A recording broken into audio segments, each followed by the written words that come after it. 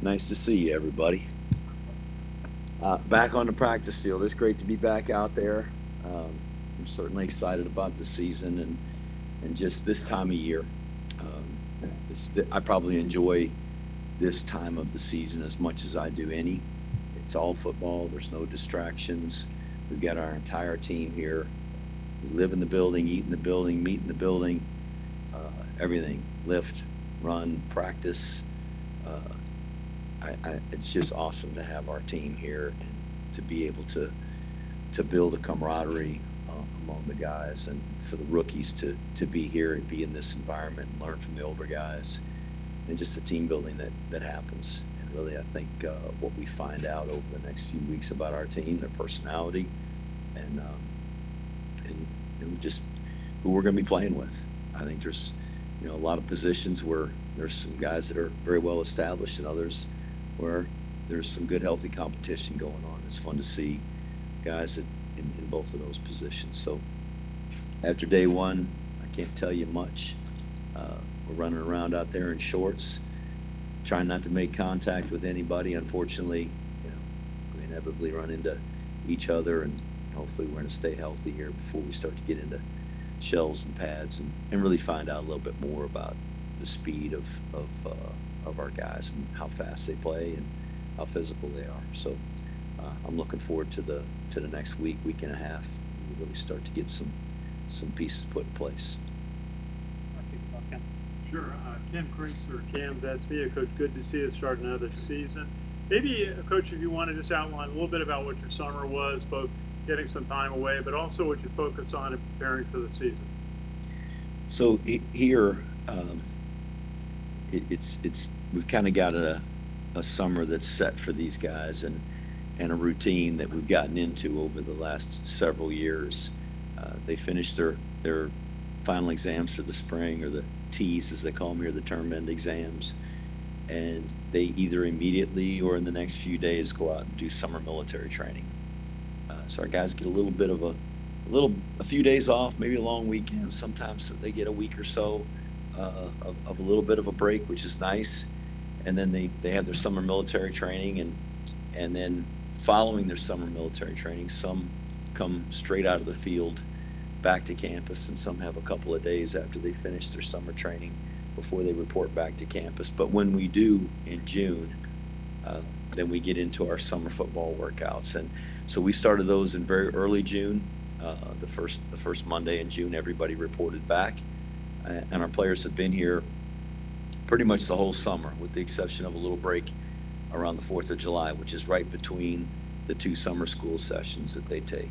But our team is here, everybody's here, takes a summer school class in each of the sessions, works out all summer. Our coaches are here pretty solid throughout the summer, particularly in June when there's still a quiet period in recruiting where we can get prospects to come visit us on campus. We had a lot of prospects come in the month of June. We had an official visit where we invited prospects and their families in June. And then in July, becomes a dead period in recruiting. So that piece is, other than making contact through phone calls and text messages and direct messages and those kinds of things with prospects. We can't have any prospects on campus, so that slows down, but it ramps up a little bit in the month of July in terms of what we do with our players. The NCAA a few years ago allowed coaches to um, take part in film sessions, chalk talks with their players, and skill instruction, which is not practice by any means, but teaching fundamentals and one-on-one work with our players, which we ramped that up a little bit in the month of July, preparing those guys for preseason camp. But we give our coaches a little time off so they can spend some time with their family, or their families. I spent some time with mine getting away around the 4th of July. We didn't have any players on campus, so it was a window for us to get away, and that's nice for everybody to recharge their batteries. But certainly we were all very excited about getting back to campus and coming back to preseason camp. Yesterday, all the veterans reported, and the freshmen or the rookies, the plebes, had come out of cadet basic training on Sunday night. So we got our whole team here. It's just fun to be back. Just kind of what you accomplished in spring practice this year. What do you take away and utilize as you start your fall camp? And what are some of the positions that you're focusing attention on? So I think that spring ball is really a great opportunity for us to develop some guys that maybe haven't played a whole lot. They get far more repetitions playing their position in our defense or in our offensive schemes in the spring, and I think they really take some strides from perhaps maybe the freshmen or the rookies as much as anybody. They go through that first fall. A lot of them are on the scout team, and they get some work in preseason camp. But after that, they're running our opponent's offense or defense the rest of the season. And in the spring, they get to really just play within our scheme, which is great. And I think there's some big improvements that happen there for those young guys. And then over the course of the summer, the things that we can do with those guys in terms of skill instruction and just the teaching of our schemes, and there's some growth that happens there. But when they hit preseason camp like they do right now, coming out of their freshman year, or even coming out of their sophomore year, often we see some real improvement, and it's fun to see those guys who have grown, who've gained a lot of weight, gained a lot of strength, and they're different players now than they were even in the spring and certainly in the fall. So there's some competition at some key positions, and some of that competition are guys that are developing and have come up through the ranks, and now it's their opportunity to do it. Other guys are veteran guys that are been here and waited it out over guys that were established starters, and now they're in a position to try to earn a starting position themselves. So I don't know if there's any more key position on our team than quarterback. That's a huge part of every team and every program. It certainly is for us. So everybody's got a pretty watchful eye on that to see how that's going to play out. I think we've got a number of good players there that we feel very comfortable if any one of those guys was our starting quarterback. And I don't know who the starter will be in the opening game. I'm not going to anoint anybody and name anybody a starter right now. That's for the competition to play out through the preseason camp. Certainly the most experienced guy is Dwayne Coleman, and if we had to play this afternoon, he'd be the starting quarterback.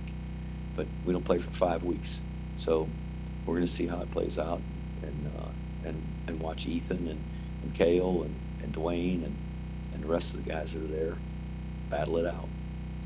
Thanks, Coach, good to see you again. Too, Seth. Talk about the two captains you have. They both were inside linebackers, defensive guys. I'm sure you have a lot of faith in them, but tell me about why you picked these guys. I didn't pick them. Their teammates picked them. And I think you'll find talking to those guys, they're very professional. They're really good leaders. They're good communicators, and they're both fiercely competitive. And so those are good guys to have out in front of the team. It was clear when our team voted that those were the two guys that they felt the strongest about. And it's not the first time that we've had all defensive captains. We had a year where we had 4 defensive captains, and I remember back in, I guess it was 2016, we had Jeremy Timpf and Andrew King, who were the 2 inside linebackers, and they were our 2 captains that year. So I think a lot of times those inside linebackers are natural leaders. They're a little bit like quarterbacks in that they have a lot of responsibility, and often when you look at high school teams, sometimes the best defensive player is the inside or middle linebacker for the team, and often they get thrust into a leadership position. So I think it's probably only natural that those guys feel comfortable in that role, and that our players kind of recognize those leadership qualities in them. And playing off of that, in the past you talked about how close your teams have been, especially last year, the players themselves. Do you feel that this year again? Do you think this is another team that's really close-knit group? I do. I think that the experience here at West Point and the challenges that they go through here as cadets, that shared experience really creates a bond among our players that is unique, and it is truly a brotherhood. They lean on each other, rely on each other. They feel great sense of loyalty and personal connection to each other. So, I don't know that at this point last year, I recognized just how close last year's team was or would be. I think that develops over time. It develops over the course of the season. And so I don't know that I can really truly gauge just where this group is in terms of their loyalty to each other and the relationships they have. But I think that'll reveal itself over the course of the preseason camp here, and as we are in the early weeks of the season. And but I do see just the sense of brotherhood that we know is so important here in our program, and I think in every program. But we do see that with our guys, the way they interact with each other. Thank you. Joe Iacano. Hey, Coach Monken, welcome back to camp. First question is around the quarterback battle. As you mentioned, if you guys had to play tonight, it would be Dwayne Coleman, but you don't play for 5 weeks, so there's definitely 3 guys in the mix. What criteria are you and Coach Worley looking for one of the guys to potentially separate from the pack a little bit between now and opening night? I think that's the guy that moves our team up and down the field and makes his teammates most productive. That to me is the most important piece for a quarterback. Certainly want somebody that's talented and can run and throw and distribute the ball and do all those things, but they're just our guys that naturally do a good job of leading their unit and lead them up and down the field. The guy that does that the best, he's the guy that needs to be our quarterback. And follow-up and final question, 2 specialist positions that I kind of wanted to ask about going into camp, if you have any ideas around who potentially could be in the mix at the punter and place kicker positions. And I know the last couple of years you guys have used a different kickoff specialist versus a field goal kicker. So what do those positions look like going in? At the top right now, and again, this will be evaluated as we go through camp. Dawson Jones is our place kicker, and James Wagenseller is our punter. And pardon me, James was the punter all last year, did a really good job, and so he's holding that position right now. I think he'll get some real competition from Cooper Allen, who was our punter 2 years ago, and then Anderson Britton is the guy out there that we're going to have to get some answers on. He in the Temple game tore his ACL on his kicking leg, which you imagine being a kicker, you tear the ACL on your kicking leg. That is certainly going to affect your ability to do your job. But he's recovered really well. He's been kicking field goals and PATs and doing a really good job.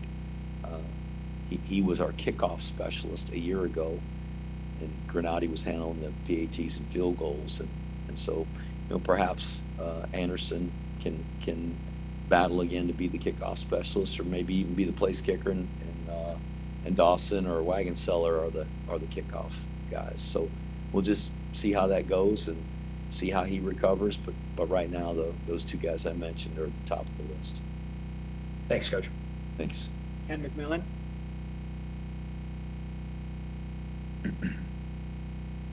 We'll go to Tom Shanahan. Hey, Coach. Good to see you again. You too. Hey, I wanted to put together a story about John Feinstein. His book came out 30 years ago. This will be the first season he's not around for the Army-Navy, well, the whole season as well as the Army-Navy game. And just want to get some thoughts from you on what you're going to miss about him and what he meant to reviving national interest in the rivalry, which I think he did. What a super guy. I think everybody that read his stories and followed his career really appreciates how much he respected and loved the game of football. And he had a compelling way of writing the obvious and making it far more interesting. And we all were very appreciative of what he did to bring the attention to academy football.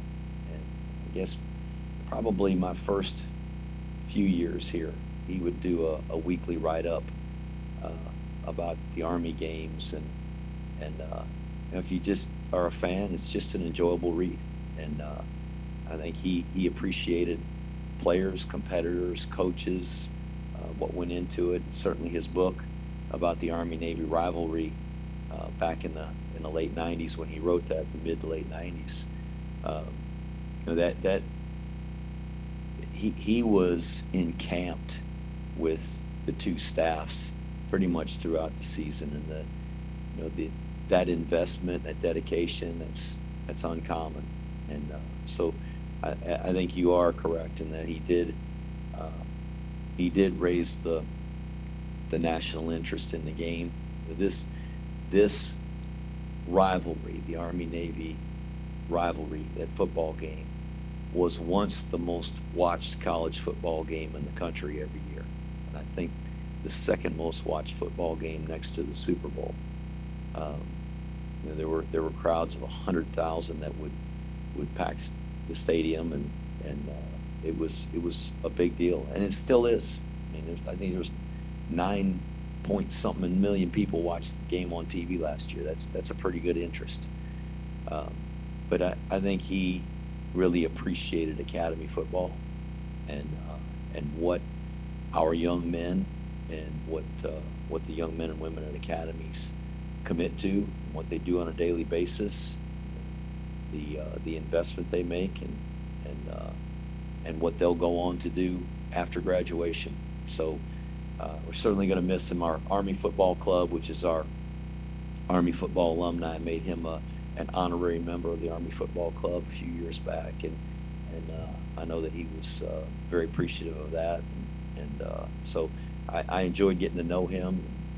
I didn't get to know him as closely as an assistant coach in this rivalry as I did as a head coach, and I certainly appreciate John and all he did for the game and for academy football. Great. Thank you, Coach. You bet. Ken McMillan, if you're there, go ahead. Or Sal, go ahead, Sal. Hey, Coach. Good to see you. Hope all is well. It is. Thank you, Sal. Wanted to ask you about if you're anxious about anyone who maybe did not get as much of a run last season or might have been held out of spring. Anxious to see them on the practice field this preseason. Well, let's see.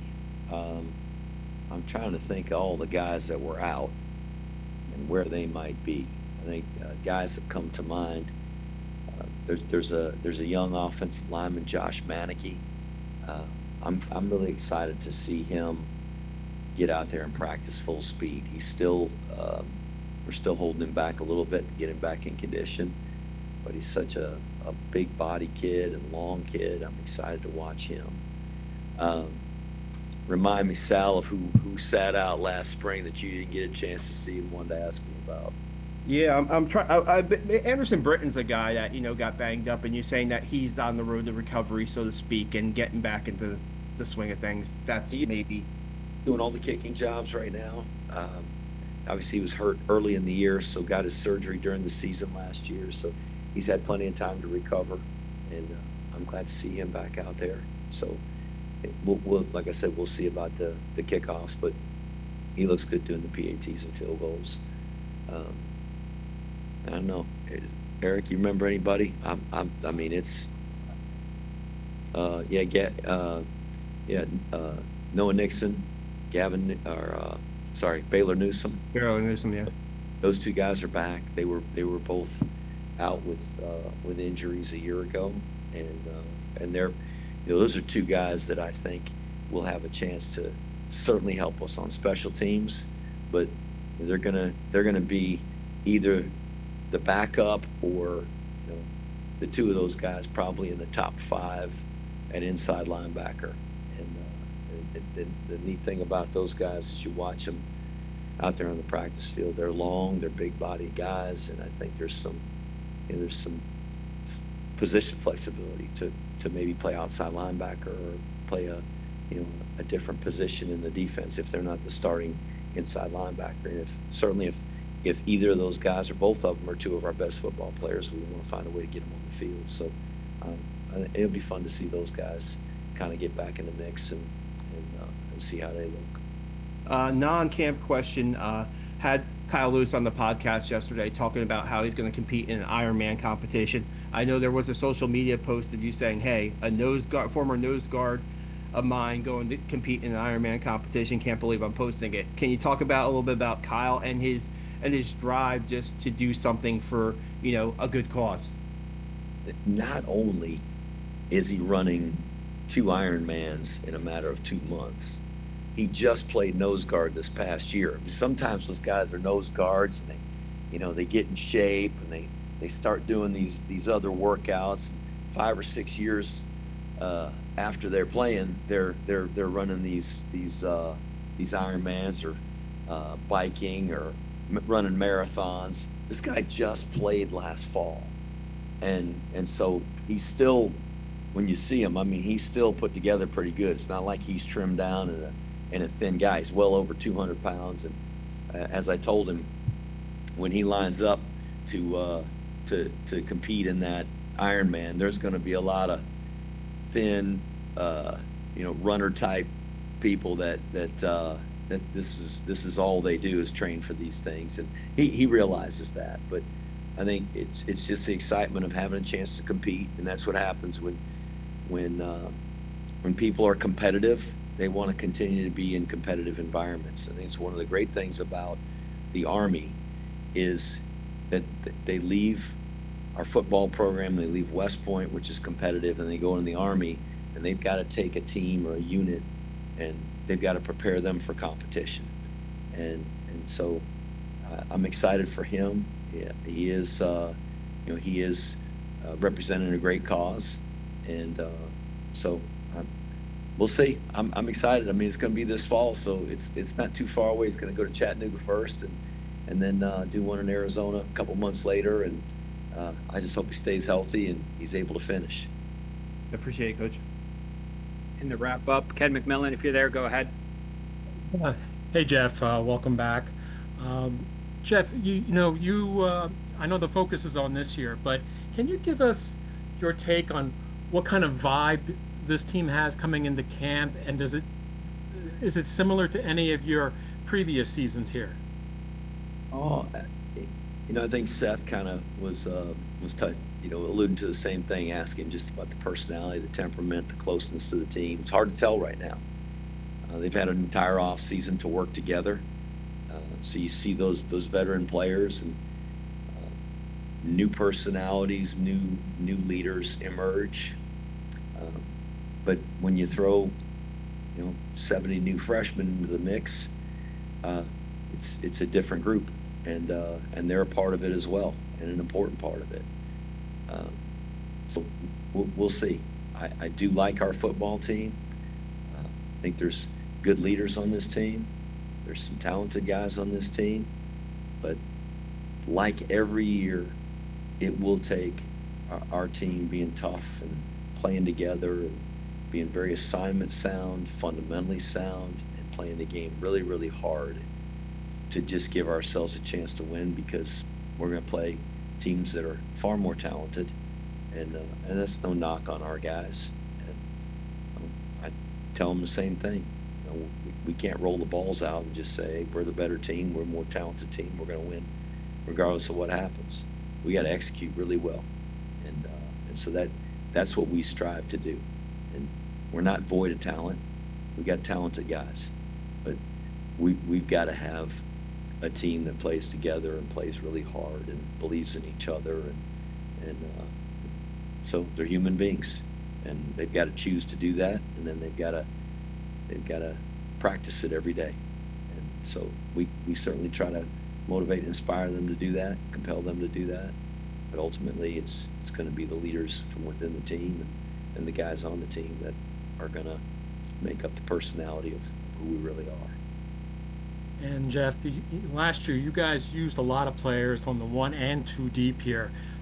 There's going to be a certain level of comfort coming in knowing that you do have a lot of playing experience on the 2 deep. So perhaps these roles fitting into the new starting roles won't be so difficult. Well, I hope you're right. I hope it won't be difficult. I hope it's not difficult because we got a bunch of really good players that we feel very comfortable putting in the starting role. Hopefully, we don't find out we've got guys that we don't think are going to be as productive, or if there's not competition. It's great to have a really good starter. What's even better is to have a really good backup, because most of the time you don't go through the entire season with the same 22 starters, and eventually somebody's going to have to step up and answer the bell. So hopefully, as you said, we've got some depth. We do have some guys that have played. They're not all returning starters, but we got a lot of guys that have some good experience, and I'm sure they are excited to be the starter and to try to earn the starting position and to contribute to the team in a bigger role. So we'll see. We'll see what it looks like at the end of camp and what the depth looks like. Thank you, Jeff. Thanks, Thanks, Cam. everybody. Okay. Good to Thanks, see you Coach. again. Good to see you. Good traveling. I went to the U.S. Army conference